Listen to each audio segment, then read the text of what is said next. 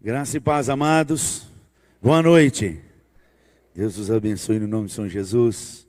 Que a paz do Espírito possa inundar seu coração, mas que a tristeza, segundo Deus, possa causar mudança na nossa vida também no nome de Jesus, né?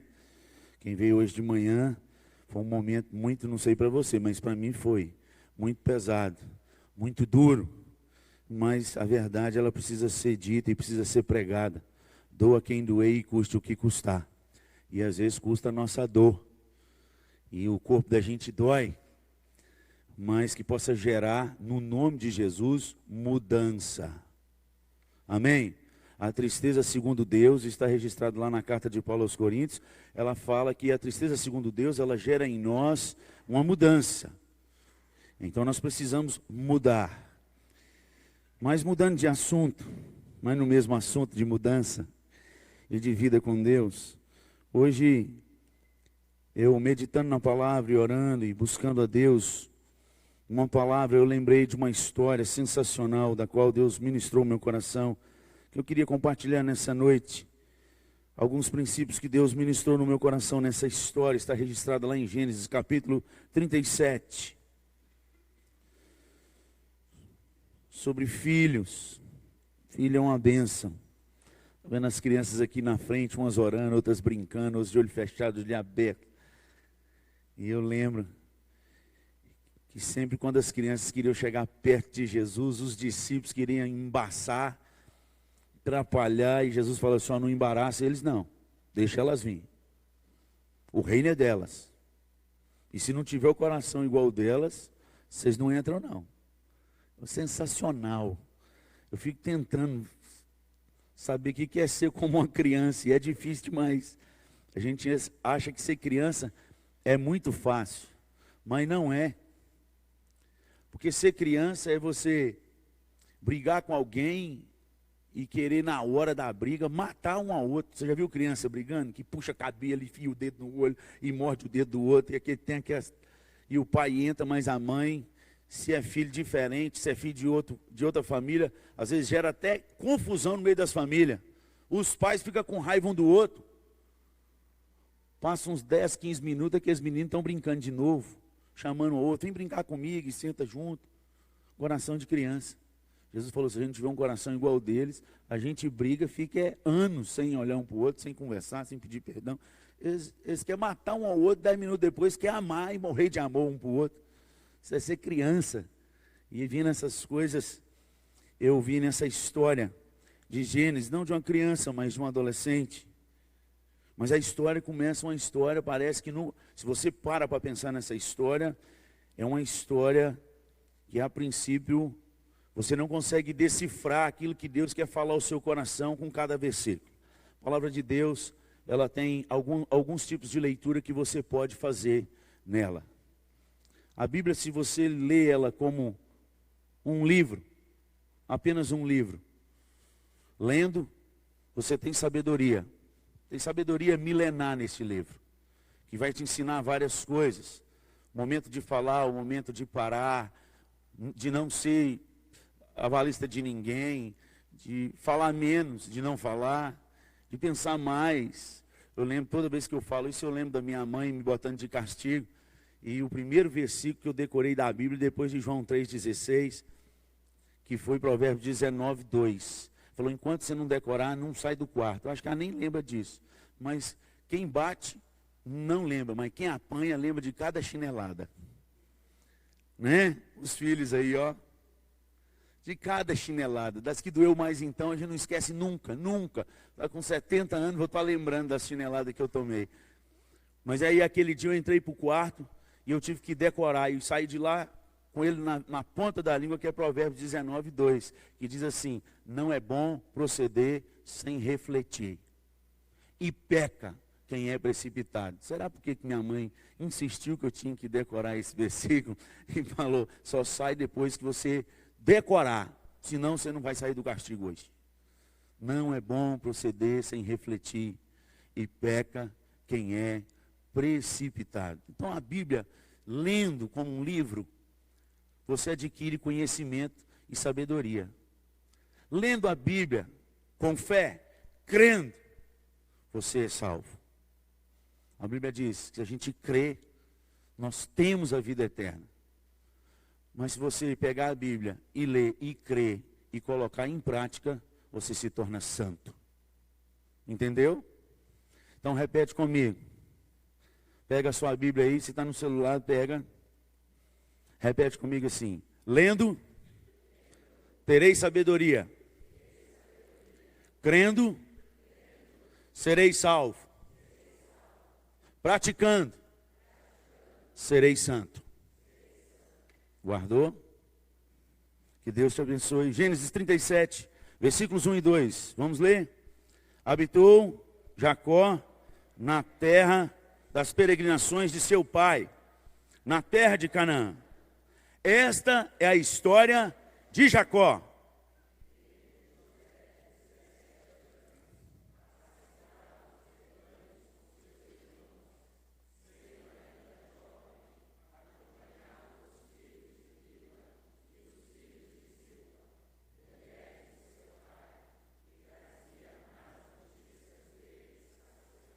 Até aí tá bom. Entendeu? Nem eu. Porque o texto começa afirmando uma coisa. Essa é a história de... Essa é a história de quem? Logo depois, o que ele fala? Tinha José... Uai! Na hora que o Espírito de Deus estava inspirando um escritor, na hora que eu percebi isso a primeira vez, eu falei, vixe, quem escreveu esse livro aqui, na hora que o senhor estava soprando, cochilou. Acordou, pulou a história de Jacó, só acordou na história de José. E dormiu e falou, tinha essa história de Jacó. Tinha José. Eu fico imaginando, eu sou meio assim, sabe? Pulou a história, porque essa é a história de Jacó. Quando você vai contar a história de alguém, você conta a história daquele que você falou. Vou contar a história do Anderson. O Anderson nasceu, cresceu, até chegar ao casamento, até vir um filho, para depois contar o dos filhos. Aqui a Bíblia começa, e esta é a história de Jacó. Eu parei aqui, esses versículos assim me trava. Aí eu parei e falei, meu Deus, o senhor tem algo para falar, e eu preciso ouvir. Não vou sair daqui enquanto o senhor não falar. E falei de novo, e orei, fiquei pensando, não é possível, o senhor não errou, o homem não cochilou. O senhor quer dizer alguma coisa para nós. Fala o nosso coração. E enquanto eu meditava, e enquanto eu li essa história, li a história toda de José de novo, e reli, e voltei de novo na história de Jacó, eu queria trazer para você nessa noite aquilo que Deus ministrou ao meu coração nessa leitura. Essa é a história de Jacó. E a pergunta que veio ao meu coração enquanto eu meditava nisso foi: você é o filho que está escrevendo a história do seu pai? Jacó tinha muitos filhos. Mas a história de Jacó foi contada apenas por um filho. Muitos filhos, mas a história dele é contada apenas por um filho. Esta é a história de Jacó. E não cito os demais filhos. Cito os demais filhos na história de José. Você é o filho que está escrevendo a história do seu pai. O maior sonho de qualquer pai é ver um filho continuar o seu legado. Esse é o maior sonho de um pai. É ver o seu filho continuar o legado que ele ensinou. As coisas boas, as coisas ruins, o pai torce e ora para que ele esqueça e não pratique no nome de Jesus.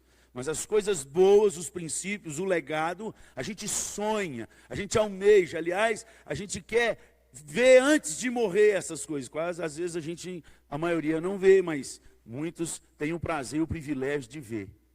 E essa foi a pergunta que Deus começou a aquecer o meu coração e me levar em vários textos que eu queria compartilhar com você nessa noite. Deus chama os seus filhos para escrever a sua história. Paulo diz isso em Coríntios e fala que nós somos as cartas vivas de Deus. Aliás, Jesus, quando está em João capítulo 14, quando ele vai falar que ele é o caminho, a verdade e a vida, em João 14, 6, quando ele afirma isso, eu sou o caminho, a verdade e a vida, ninguém vem ao Pai senão por mim. Os discípulos começam a perguntar a ele e dizer, mostra-nos o Pai.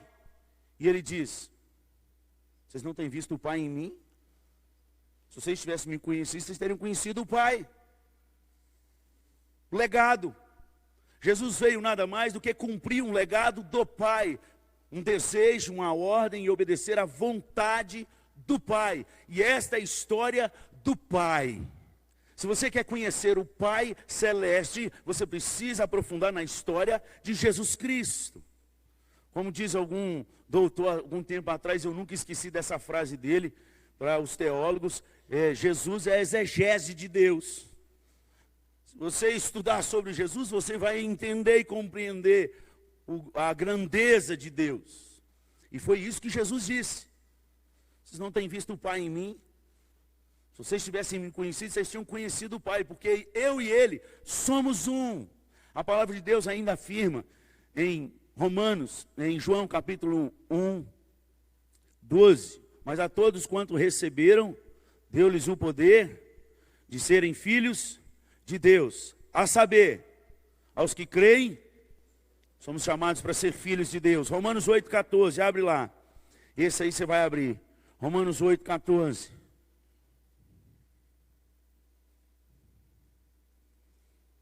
Aliás, a partir do 12 até o 17, a palavra do Senhor nos diz assim: assim, pois, irmãos, somos devedores, não à carne, como se constrangidos a viver segundo a carne. Porque se viverdes segundo a carne, caminhais para a morte. Mas, se pelo Espírito mortificardes os feitos do corpo, certamente viverei. Pois, vamos lá, o versículo 14, todos juntos? Pois, todos os que são guiados pelo Espírito de Deus, vamos de novo, todos os que são guiados, o que chamou ou guiado, é dado a mão, é andado de mão dada, junto. É como um pai que vai atravessar o filho uma avenida perigosa. E o filho não sabe atravessar, a gente não deixa o filho sair correndo na avenida. Espera aí, filho, aqui dá perigoso, mão aqui, mão papai, segura, agora vão. Isso é ser guiado. Porque hoje a gente sai correndo desembestado e fala assim: abençoa, pai, para não dar nada errado. A gente faz as coisas e pede a Deus para abençoar. Enquanto a palavra de Deus nos ensina o tempo inteiro que a gente tem que esperar em Jerusalém até que do alto sejais revestidos do poder de Deus. Ora primeiro e busca para depois seguir e andar nos caminhos do Senhor, na vontade santa do Senhor. Porque no final dos tempos o que vai prevalecer não é o que eu fiz para Deus, mas é o que eu fiz de Deus. Não são as grandes coisas que eu trabalhei, mas são aquilo que Ele mandou eu fazer e eu obedeci. Não foram os grandes sonhos e projetos que eu tive, as boas ideias, mas tudo aquilo que eu consegui ouvir do Pai, porque o Pai tem um legado. E esta é a história de Jacó. Tinha José 17 anos. Qual é a história de Deus através da sua vida nessa cidade? Deus tem uma história. E a história dele tem um desígnio, um projeto. Ele designou antes que nós viéssemos ao mundo. Ele não só nos salvou antes disso. Segundo Efésios capítulo 1, lá pelo versículo 4. Segundo o beneplácito da tua vontade. Uma palavra que parece até em línguas. Para nós o é, porque a grande maioria nem sabe o que é. Falou língua estranha. Beneplácito é que Deus não pediu conselho a ninguém quando Ele tomou a decisão de nos escolher antes da fundação do mundo. Ele não perguntou para ninguém, Ele simplesmente escolheu. Esse Deus que nos escolheu, que nos amou, que mandou o seu Filho por causa desse projeto, e grande projeto que Ele tinha para a minha vida e para a sua. Ele não só nos salvou pela graça mediante a fé, mas Ele designou, Ele planejou, segundo Efésios 2:10, que nós somos feituras dEle, criados em Cristo, para as boas obras, das quais de antemão Ele preparou legado de um pai ao filho. Ele deixou algo para que os seus filhos andassem nela, a saber, aqueles que creem no seu nome. A palavra crer, ela está associada diretamente à palavra obedecer. Não existe crer e não obedecer para ser salvo. Existe crer sem obedecer para perdição. Existem 4 tipos de fé na palavra de Deus e todas elas são reais. E todas elas funcionam, mas somente uma nos leva à verdadeira fé da salvação em Cristo Jesus. Todas elas registradas nas Escrituras. Nós podemos ver a fé dos leprosos, dos 10 que foram curados, só um foi salvo. Quando eles voltam, eles tiveram fé, e a fé deles funcionou para ser curado de lepra. Quando um volta, Jesus fala assim, uai, onde estão os outros 9? Não eram 10 que eu curei? E aí ele fala, vai, a tua fé, ele não falou no plural, a fé de todos vocês, de todos os leprosos, os salvou. Ele diz, a tua fé te salvou. Teve fé para ser curado, mas só ser curado não é o bastante, então é fé.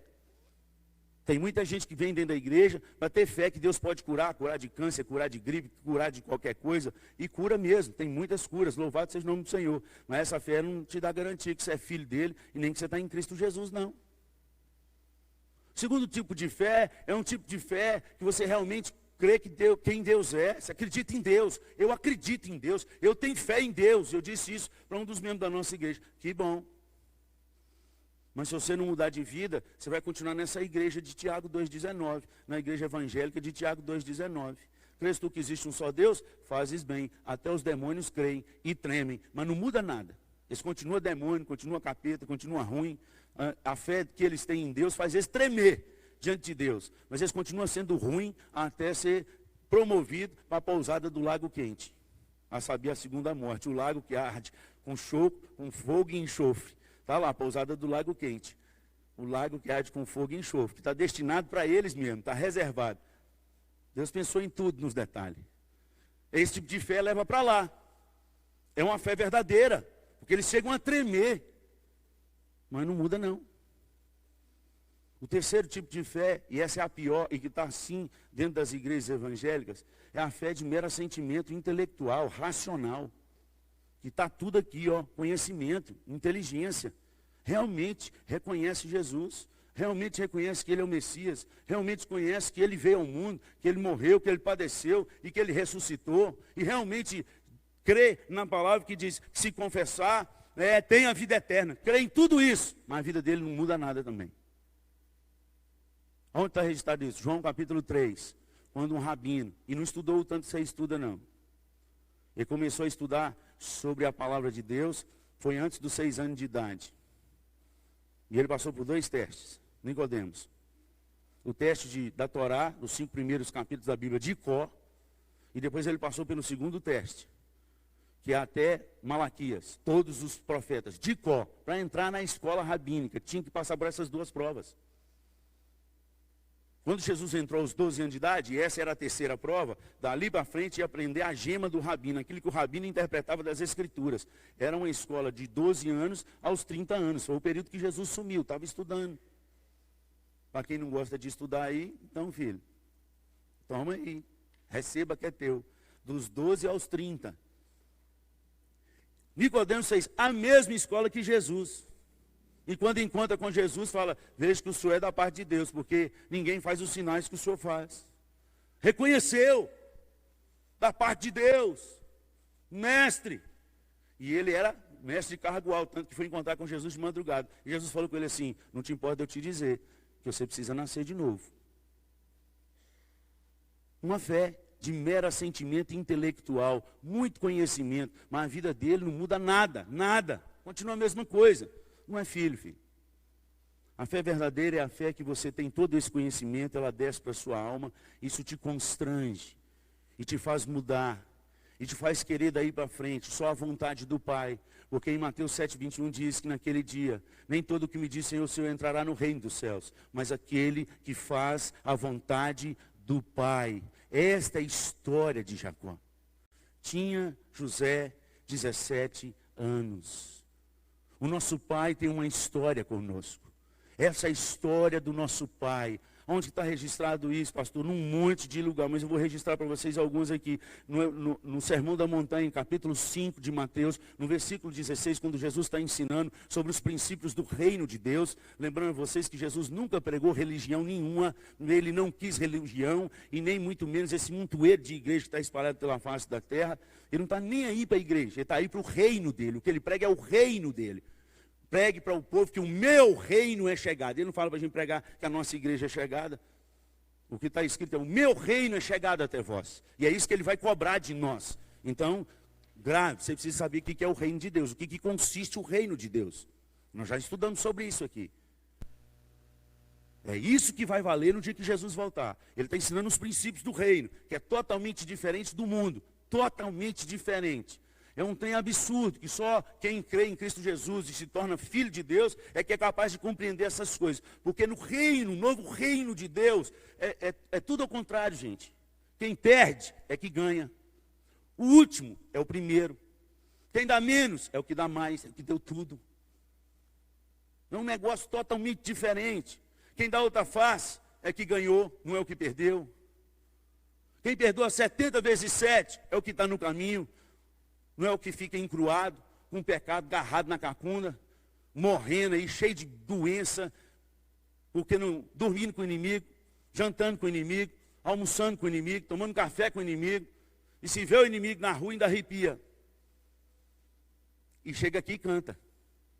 Canta, louva e tal.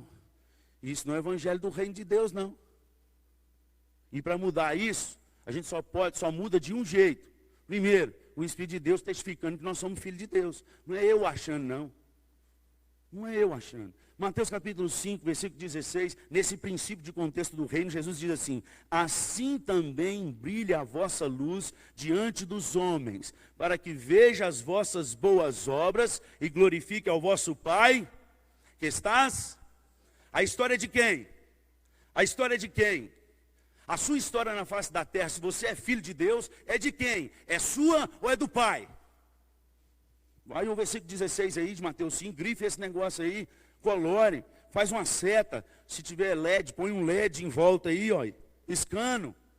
Assim também brilha a vossa luz diante dos homens, para que os homens, vendo a vossa luz brilhar, glorifiquem ao Pai. Se você tem feito algo na igreja, seja pregar, cantar, seja discipular, trabalhar no ministério de mulheres, trabalhar no ministério de homens, SAF, homem de valor, louvor, o que for, e o povo só está te enxergando e não consegue enxergar que Deus está com você, filho, você não chegou no objetivo, porque Mateus 5,16 diz que a nossa luz tem que brilhar, até que o povo veja o Pai, vendo através das nossas obras, glorifiquem ao Pai. Eles têm que olhar para você e dizer: não é capaz desse homem fazer isso, só pode ser de Deus.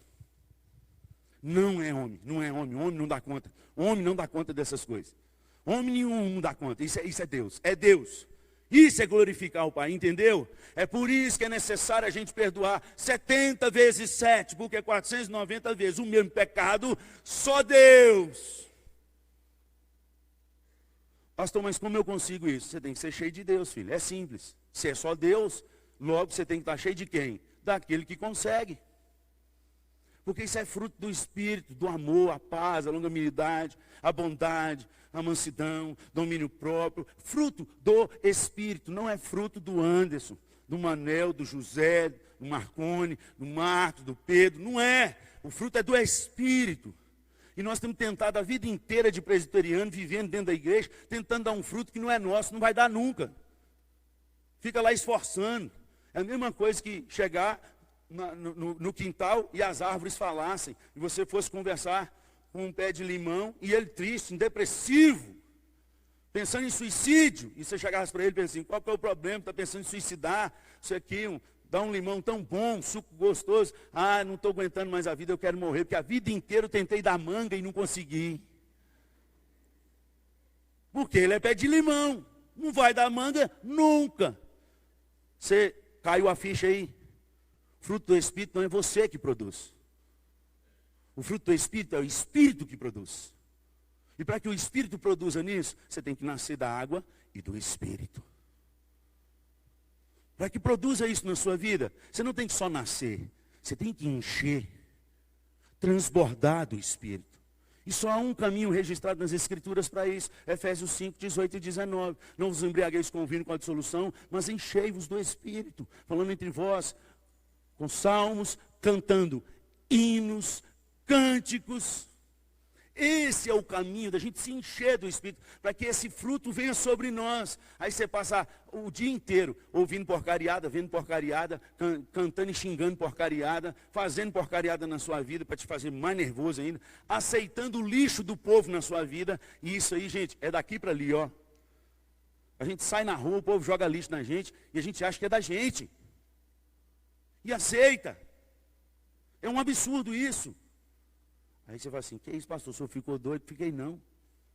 Hoje mesmo jogaram lixo em mim, e eu ainda não aceitei. Cheguei todo sujo em casa.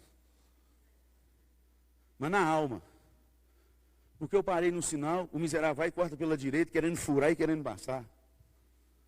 E o sinal estava tão abençoado, que quando ele abria só passava 2 carros, e fechava de novo. De tanto carro que tinha. Falei, para que eu fui nele? Eu até, dentro do carro, meu filho começou a rir. Teve uma hora que eu falei assim, speed burrice, sai desse corpo. Ovelhinha retardada. Esse corpo não te pertence. Quero falar com o Anderson. Meu Deus do céu. Aí a pessoa vai e faz a coisa errada. Jogou lixo no você. A gente não é obrigado a devolver na mesma moeda. Porque nós temos algo melhor para dar. Entendeu? Ai, Jesus, me ensina, me ajuda. E ajuda a gente aqui também. No nome de Jesus. As pessoas nos magoam e não tem como a gente escolher como é que as pessoas vão fazer com a nossa vida, gente. Não tem. Porque elas só dão o que elas têm. Tem gente que é amargurada a vida inteira. Parece que ela já amanheceu mascando jurubeba, chupando limão e comendo boldo e chupando losna. E aí você encontra com você. E o que é pior, ela acha que isso é vantagem, quer chuchar essas coisas em você. Tem essas coisas de chuchar, jogar, de colocar em você. Ela já olha com cara feia para você. Ela olha de um jeito que parece que você está sujo, você tem alguma coisa, porque não é possível. Acho que eu sujei e não vi. Porque é o que ela tem, ela acorda desse jeito, ela decidiu ser assim. Não é não, pastor, por causa de um monte de coisa. É estado de espírito. A Bíblia não fala de estado de espírito, não. A Bíblia fala em Filipenses 4:11, Paulo dizendo, porque eu aprendi a viver contente em toda e qualquer situação. Eu aprendi. Então, viver contente é um aprendizado, não é estado de espírito. Eu decido ser feliz o tanto que eu quiser ser em Cristo Jesus. A minha alegria tem que ser nele, e não na situação, não nas coisas. Mas como eu vou ser se eu não me encho de Deus? Eu já acordo vendo o jornal da manhã, aqui é muito de sangue, de tiro, de palavrão, de ladrão, daqueles ladrão que estão lá em Brasília, que é os que mais me dá raiva. E você vê aquele jornal, eu já sei que estão lá, para que eu vou ver aquela porcariada? Encher minha alma de amargura, de tristeza. Em vez de eu orar para se converter, eu já fico pensando, não ora. Assim, mas pensar a gente pensa. Eu penso, o pecador aqui é só eu, você não peca não. Eu pensei em Jesus, mas se eu podia mandar um Bin Laden lá naquele lugar, lá, fazer um desastre, igual as Torres Gêmeas, jogar uns 2 aviões em cima daquele negócio lá, quando estiver tudo reunido. Eu nem oro, eu já começo a pedir perdão. Deus, não, me perdoa, Senhor Jesus. Agora, se converter, Jesus, não põe no meu quarteirão lá no céu, não, põe bem. Só eu que penso assim. Se converter, porque se o senhor pedir minha opinião, é não converte, por favor.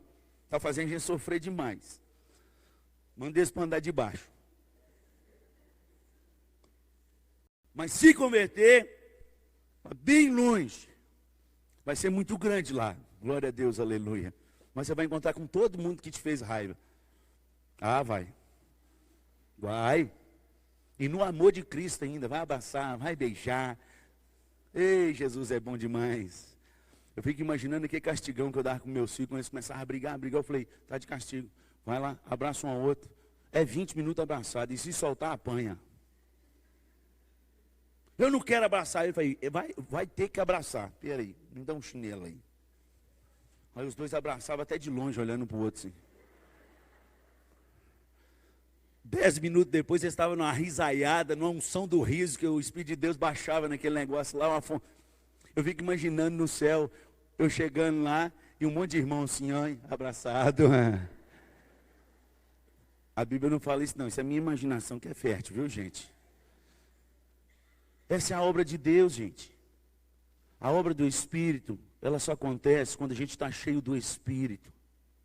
E o Espírito de Deus, segundo Romanos, que nós lemos aí, 8,14, pois todos os que são guiados pelo Espírito de Deus, são filhos de Deus.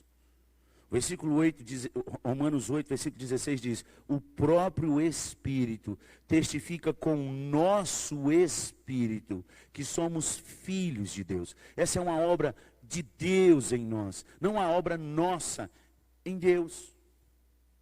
Um irmãozinho veio nos visitar hoje de manhã e no final do culto ele falou comigo, pastor, foi muito bom, aprendi um negócio, aquele negócio de murmuração, foi para mim. Eu disse, mas eu queria dar uma sugestão para o senhor. O senhor tinha que fazer um apelo pessoal, quem quer aceitar Jesus, vir na frente. E a segunda pergunta, o senhor pecou, o senhor tinha que ter feito. Quem quer voltar para Jesus, eu falei, eu agradeço, eu vou orar e vou pensar muito nas perguntas do senhor. Eu falei, gente, ninguém aceita Jesus e ninguém volta para Jesus se o Espírito não convencer do pecado. Então essas perguntas nós temos que riscar da nossa igreja, não é quem quer aceitar não, é quem foi tocado pelo Espírito, o Espírito testificou que hoje ele vai ser filho de Deus, e aí meu filho, toma a cruz, porque vai morrer. A palavra não promete para a gente vida, igual esse povo está prometendo aí de prosperidade, desse trem tudo aí, como diz John Piper, eu começo a rir antes de falar, uma frase de John Piper, que eu passei mal de rir no dia que eu ouvi. Ele falou assim, se Deus mede o amor dele com prosperidade na vida dos seus filhos, nossa, mas Deus odiou o apóstolo Paulo. Odiou ele. O homem que apanhou, foi para a cadeia, e passou fome, e passou necessidade, foi para um barco que afundou, foi não sei quantos naufrágios, no último ele foi livrado, tomou, com certeza deve ter tomado umas águas naquele mar assim, e quando chegou lá na praia, para esquentar, fazer a fogueira, ainda foi mordido de cobra. E não morreu. Mas deve ter doído demais. Porque eu não sei se já foi mordido de algum bicho que tem veneno. Como que dói, gente? Misericórdia. Eu algumas vezes com caixa de marimbondo, eu era bom de mira. Eu não era bom de correr, mas de mira eu acertava todas. Na hora que caiu, eu falei, corre, negada, que agora tem sujou. Caiu a casa de marimbondo, pronto. Tomei uma picada, já cheguei com a orelha do tamanho, com o olho fechado. Dói demais. Imagina, Paulo tomou picada de cobra. E não morreu, mas a Bíblia não diz que ele não sentiu dor, não. Sofreu. E aí esse povo fala assim, não, vem para Jesus que tudo vai mudar. Vai mesmo. Se alguém tem alguns que falam assim, pastor, esse negócio que o povo fala, quando a gente aceita Jesus, a vida da gente muda. É verdade? Falei, é. Verdade verdadeira. Muda para melhor? Falei, a vida espiritual sim, mas a vida aqui, o negócio piora, mas para uma bagunça arrumada, meu filho. Prepara, que agora você vai sofrer. E agora? Falei, não tem para onde correr.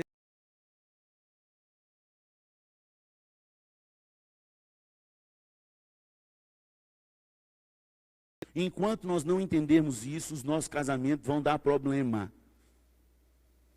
O problema principal do casamento que não tem dado certo é porque os dois não querem morrer. A gente tem que morrer em Cristo Jesus. O que eu penso, o que eu acho, tem que morrer. O que tem que valer é o que Jesus disse na sua palavra. Quem instituiu o casamento foi Deus. Então ele deixou a ordem. E eu disse isso hoje de manhã. Homem que é homem morre pela mulher. Não bate na mulher, não. Se é homem de Deus, que está na Bíblia, é assim que tem que ser. Então tem que mudar. Aí porque você me ofendeu. Agora, se você morreu em Cristo Jesus, quem que ofende um morto, gente? Quem que ofende? Você já viu alguém ofender morto? E o morto ficar com raiva e levantar e falar assim, agora eu vou te matar, miserável. Se o morto levantar, morre um monte, né? Mas você já viu algum morto na vida levantar e retribuir um xingamento, um outro negócio? Ou então um carinho? Eu nunca vi. Porque morto, filho, está morto. No dia que a gente aprender a morrer em Cristo Jesus, a seguir o legado do Pai, porque Jesus faz essa oração depois em João 17. Ele fala que ele guardou, que ele treinou, que o reino de Deus é chegado, e ele pede, assim como eu e o Senhor somos um, que eles sejam um conosco. Assim como o Senhor me enviou, eu envio eles. Nós somos enviados do Pai, o Jesus Cristo, para continuar a história do legado, a história do nosso Pai. Qual é a história do Pai Celeste através da sua vida? Aonde Deus tem te plantado, filho? Isso vai fazer toda a diferença. No dia que a gente parava para pensar nisso, eu chorei demais. Eu orei demais. Eu falei, meu Deus, me ajuda a viver para o Senhor. E esta é a história de Jacó. Tinha José, 17 anos. Qual é o legado do seu pai para a sua vida? Qual é a melhor história para o pai? João capítulo 4, versículo 34. Depois que ele, através do próprio poder de Deus emanado através do Espírito em Jesus Cristo, alcançando aquela mulher que estava toda torta. Já tinha tido 5 maridos e estava com amante. Mas o Espírito de Deus entrou como água, muitas águas naquela vida. E limpou aquela alma a ponto de multidões da cidade sair para conhecer o homem que mudou a vida daquela mulher. Porque a vida dela já não era a mesma. Foi algo notório. Foi algo que todo mundo observou e viu. Tem alguma coisa diferente aí.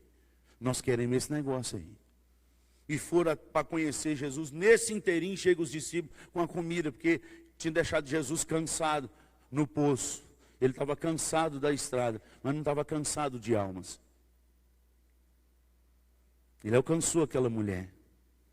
E ele deu dos rios de água viva. E então quando eles falam assim, Senhor, a comida do Senhor está aí, come. Ele falou, tem uma outra comida para comer agora que... Olha aí em João 4:34. Depois ele explica qual que é a comida. Essa é a verdade, porque que Jesus triunfou no legado do Pai. E essa é a verdade, porque nós fracassamos. É a mesma verdade. A verdade porque Jesus escreveu a história do Pai na face da terra. E a verdade pela qual nós não estamos muitas vezes escrevendo e às vezes até destruindo a história do Pai na face da terra como cristãos. O que está escrito aí? Disse-lhe Jesus, consiste em fazer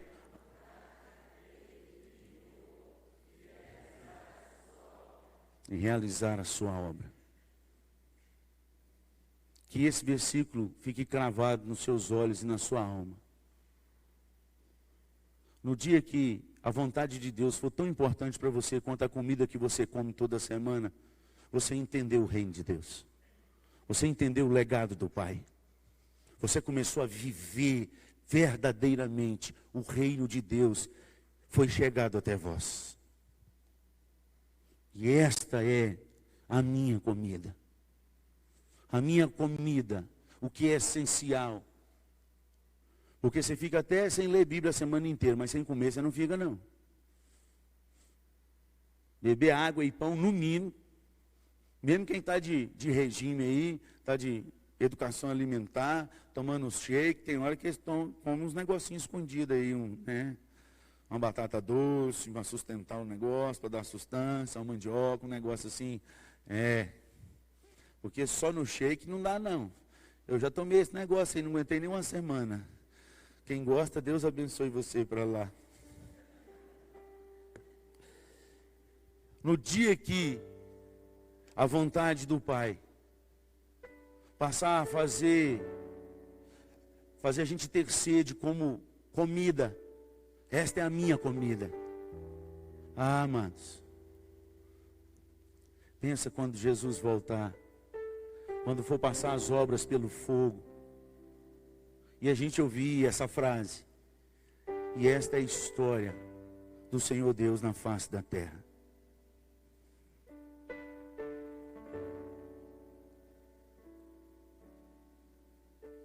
Tinha Anderson, 19 anos de idade, quando se rendeu a Cristo Jesus.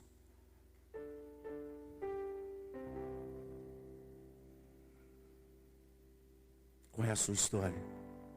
Qual é a história do Pai na sua vida? Qual é a história do Pai na sua vida? No dia que esse versículo João 4,34, arder na sua alma e tirar o seu sono como tirou o meu, nada mais vai importar. Vai doer sim, vai dar tristeza sim, vai dar saudade muita, mas a paz de que esta é a história do Pai. O Pai tem uma história na sua vida e Ele não abre mão dela. E não é a história que nós temos levado por aí, de falta de perdão, de falta de amor, de falta de caminhar a segunda milha. Não é essa a história que o Pai tem para nós. Não é. Existe uma história muito mais bonita e que dói muito, porque é a morte do nosso eu. E morrer não é bom. Morrer não é bom. Até aqueles que falam assim, eu quero morrer, ou que pula, que pensa em suicídio, está dando um grito e dizer assim, está doendo demais, eu quero ficar livre desse sofrimento. E o que é pior, morreu sem Deus, aí que começou o pior sofrimento da vida dele, que não tem volta mais. Ninguém quer morrer, porque morrer dói. Mas Jesus foi claro, quando aquela multidão seguia ele, porque ele curava todos, e fazia milagres, e alimentava, e saciava a fome desse povo. E ele parou diante da multidão e falou, olha, aquele que quer seguir após a mim, negue-se a si mesmo. Aprenda a dizer não para você. Ou seja, você tem vontade, mas a sua vontade a partir de hoje não vai valer nada para Deus, e nem para você. É não. Eu quero, Deus, mas eu vou dizer não para mim, porque eu já disse sim para o Senhor. Toda vez que a gente diz não para nós ou para alguma coisa, é porque você já disse sim para outra coisa. Toda vez. Não existe falar não e não para nada, não. Se você disse não para todo mundo, você já disse sim para você mesmo. Não, hoje eu não vou sair com ninguém. Hoje ninguém me chama para nada. Hoje eu não quero ver televisão. Hoje porque você disse sim para você. Hoje eu quero eu. Eu e eu, no meu quarto eu. Você disse sim para você. Não existe esse negócio de não para todo mundo, mas também não tem sim. Aquele que quer me seguir, negue-se a si mesmo. É porque você já disse sim. Quer seguir? Então você disse sim para ele. Então não é para você. Tome a sua cruz, morra e siga-me.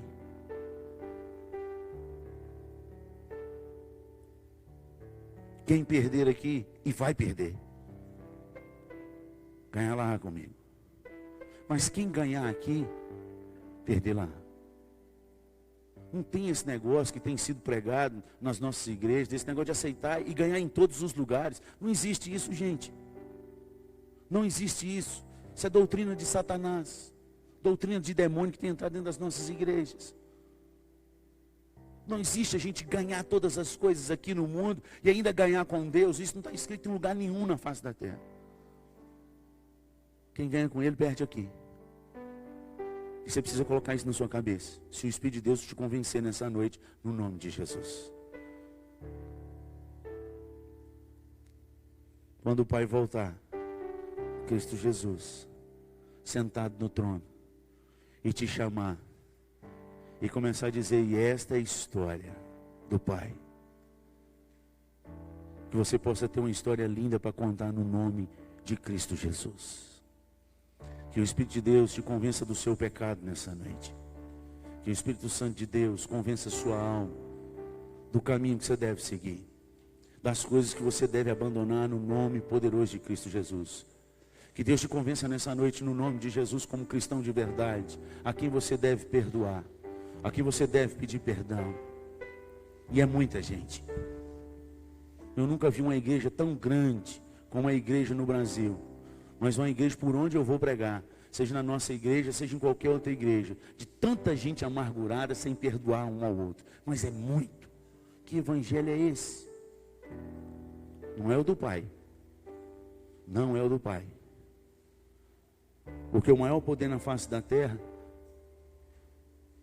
não foi curar enfermos, ressuscitar mortos. O maior poder na face da terra foi morrer naquela cruz para perdoar os nossos pecados.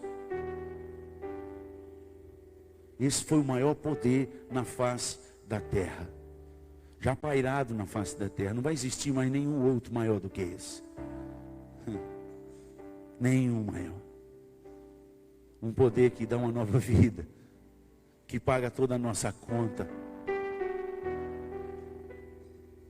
E Ele manda a gente dizer e parar de rezar e começar a orar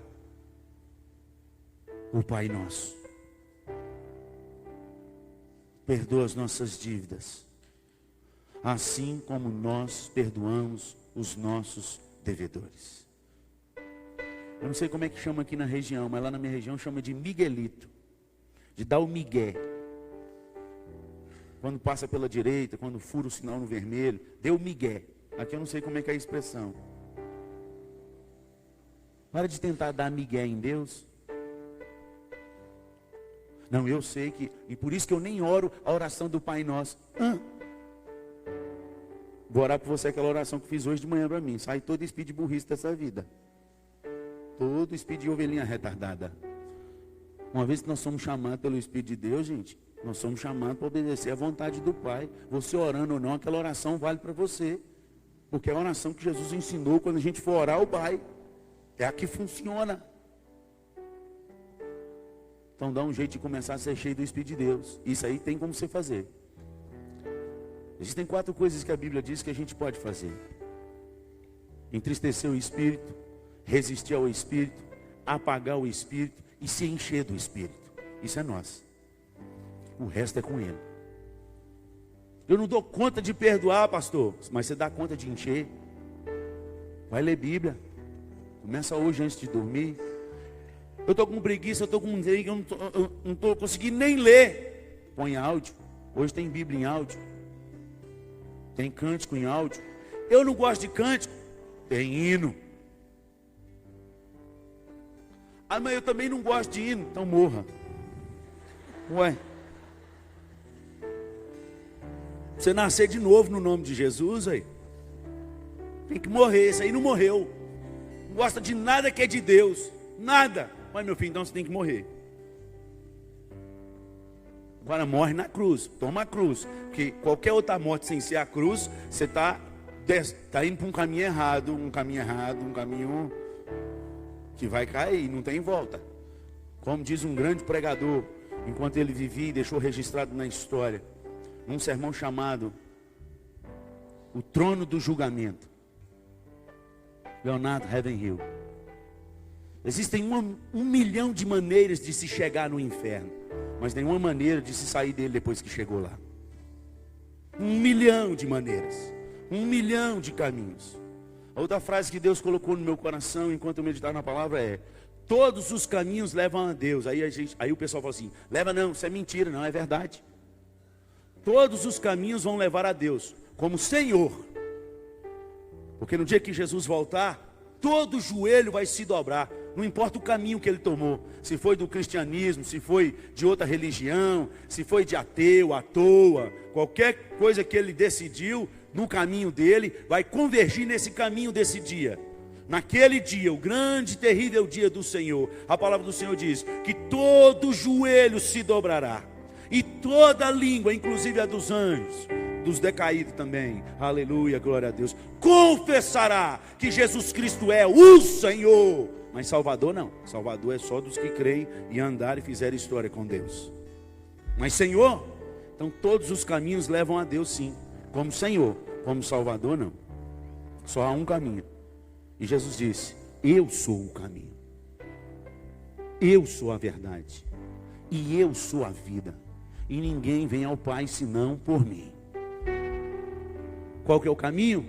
Quem quiser me seguir, negue-se a si mesmo e tome a sua. E este é o caminho. Andai nele. Andai nele. Eu queria te desafiar nessa noite. Aqueles que foram tocados pelo Espírito de Deus e testificou no seu coração. Deus falou com você. Não levanta porque o outro vai levantar. Isso não é brincadeira. Levanta porque o Espírito de Deus ardeu no seu coração. Deus conhece o nosso coração. Deus sabe quem Ele tocou nessa noite. O tempo de acerto é hoje, Deus. Se você foi alcançado hoje, se você está voltando hoje, se você está consertando hoje, se você está morrendo hoje, glória a Deus, morrendo em Cristo. Eu quero morrer, Deus, porque eu quero meu casamento melhor. Então eu tenho que morrer. Não sei nem como é isso, eu sei que dói. E eu detesto dor. A melhor coisa no mundo para mim que tem na vida é quando meu dentista liga para mim e desmarca a agenda. Eu dou glórias e aleluias do outro lado. É a maior felicidade da minha alma. Eu detesto sentir dor. Mas morrer dói. E não tem como desmarcar. Porque senão Jesus não vive em você. É preciso, é necessário. Então sai do seu lugar e vem aqui na frente. Não espera o outro não. Eu vou orar por você. Pode vir, em nome de Jesus. Sou eu, Deus, é comigo. Hoje é comigo, Deus. Não quero saber dos outros, não vou nem olhar para trás, Deus, porque hoje é comigo. E eu vou. Vem, em nome de Jesus. Deus falou no seu coração, você sabe o que precisa acertar. Ainda essa semana você vai começar a consertar no nome de Jesus. Pedir perdão, liberar perdão, mudar de conduta, jogar algumas coisas fora. Vai jogar, eu vou jogar. Não quero mais esse negócio, Deus. Pode vir, gente. A melhor coisa é quando a gente cai no primeiro tiro. E depois a gente acostuma com a dor. E não quer mais. E vai passando. A gente tem que se render na primeira vez. Porque depois fica acostumado a ouvir, chorar e não muda. Ouve, chora, não muda. Eu quero mudar. Não sei nem como é isso, mas o que depender de mim, Deus, eu estou aqui. Agora mata, Senhor. É assim que eu falo com Deus. E de vez em quando o velho homem ressuscita, eu em lágrimas pedindo perdão para os meus filhos, ou para minha esposa, olhando no olho, eu falo, me ajuda a orar, porque eu quero que esse homem morra. Eu não quero esse homem mais. Eu quero que morra no nome de Jesus. Eu quero que Jesus nasça em mim cada dia mais. Cada dia mais. Oh Pai, louvado seja o nome do Senhor. Te adoramos, porque o teu Santo Espírito é aquele que move corações. Queremos uma nova história no Senhor. Queremos honrar a história do Senhor, meu Deus. A tua história na nossa vida. A história do Pai Celeste nos seus filhos. Essa é a história de Jacó. Oh Pai, toma a nossa história nas tuas mãos, porque a gente já avacalhou muito, já atrapalhou demais. Muda a nossa história, muda a história dos nossos filhos, muda a história da tua igreja, que possamos andar na tua história.